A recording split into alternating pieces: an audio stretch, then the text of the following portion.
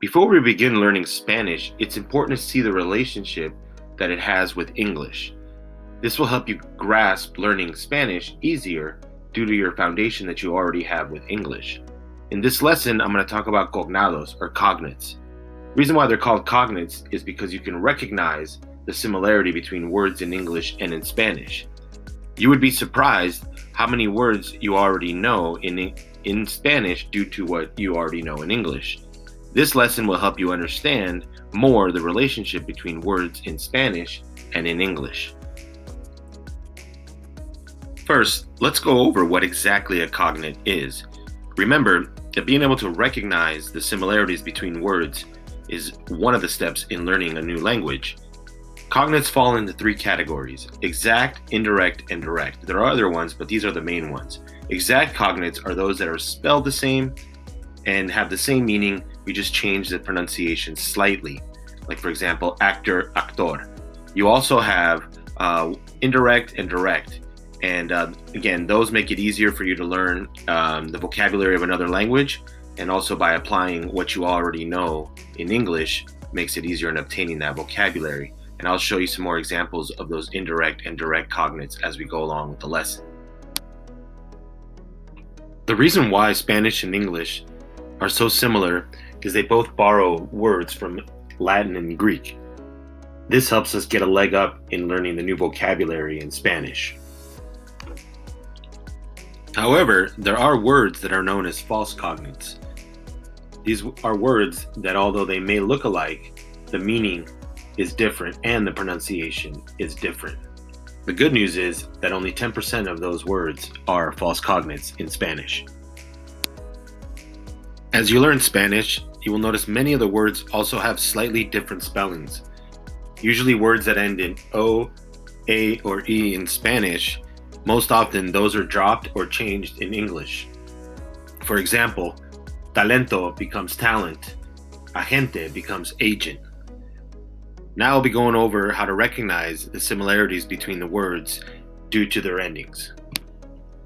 First set of cognates that we'll be going over are exact cognates. These are words that have the exact same spelling, maybe slightly different, but have the same meaning. For example, we have auto, chocolate, natural, actor, doctor, hotel, plaza, regular, radio. Again, all these words have the exact same spelling, just the pronunciation is changed and makes it easy to recognize the Spanish word. Now I'll be going over the endings between words in English and in Spanish, and these endings and the relationship will help you recognize these words easier. Any words that end in CION in Spanish will be TION in English. ARIO in Spanish is ARY in English. DAD in Spanish is TY in English, and ICO is ICAL in English. As we go on in the presentation, I will show you examples of these words and the relationship between English and Spanish. Some other endings include ENTE in Spanish will be ENT in English. MENTE in Spanish is LY in English. MENTO is MENT in English. AL has the same in both English and Spanish. And ENCA and ANCA is ENCE and ANC in English. Again, I will show you some examples later on in the lecture. Now the last set of endings are words that end in ANTE in Spanish will be ANT in English. OSO in Spanish becomes OUS in English. IA or IO in Spanish will be Y in English. OR in Spanish becomes OR in English as well. And then ISTA is IST in English. And now I'm going to show you some examples of these cognates and the relationship between their English and Spanish word. The first up, remember, is the CION with TION ending, and that's producción, production, información, information, acción, action, reacción, reaction. So again, you see CION with TION. We also have ARIO and ARY. Diccionario is dictionary. Necesario. Ordinario. Salario. And there's many more words with these endings, but being able to know the endings helps you recognize the words. We also have DAD and TY. Universidad. Ciudad. Autoridad. Y comunidad. So any words that end in DAD in Spanish will be TY in English. ICO and ICAL. Clásico. Cómico. Eléctrico.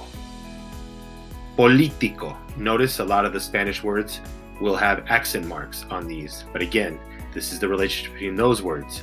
Go back to the ENT, ENT. Agente. Cliente. Diferente. Inteligente. Very similar to the Spanish words. This is where you just take off the vowel at the end. We also have the MENTE and LY, which we have exactamente, perfectamente, diferentemente, inteligentemente. Once again, just the MENTE becomes the LY in English. And then we have the MENTO, MENTE ending, sacramento, argumento, monumento, and testamento. So again, you're just dropping the O from Spanish to English. Then AL is AL in both. Just notice the spelling's a little different. Especial, hospital, animal, and general. Again, the pronunciation changes, just especial is spelled differently. Then we have the encia, ansia endings. So we have diferencia, abundancia, circunstancia, conciencia. So again, anything that ends in IA will be ENCE or ANCE in English. Then we have the ANTE or ANT, which is estudiante, importante, elegante, and constante. Once again, notice, except for estudiante, you just drop the E and it becomes the English word. Then we have any word that ends in OSO would be OUS. Misterioso, famoso, glorioso, curioso. So that's the relationship between that, OSO and OUS. See the relationship. Then we have IA or IO becomes a Y. Democracia, farmacia, historia, familia. Notice though, the farmacia is spelled different in Spanish because there is no PH in Spanish. Then we have OR and OR. They're exact cognates, just the pronunciation changes. Doctor, actor, color, and humor. So again, exactly the same, just change your pronunciation. In wrapping up the lecture, let's go over some of the key points, and that is Cognates helps Spanish beginners feel more comfortable with the new language. It establishes a link between English and Spanish, and then you'll see that relationship between those words. Students are aware of the common origin of words, and it allows students to explore outside of the school setting. Some of you may travel, some of you are going to read in Spanish, so it gives you the ability to recognize these words, recognize food items when you're traveling, you're at an airport, signs at the airport, or if you want to communicate in writing, somebody writes you something, you can scan for words that you recognize, the similarity between words, and again, it will open up the horizon for you and broaden your horizon in learning the Spanish language. And once again, you see how common English and Spanish is, and the ability to learn it increases.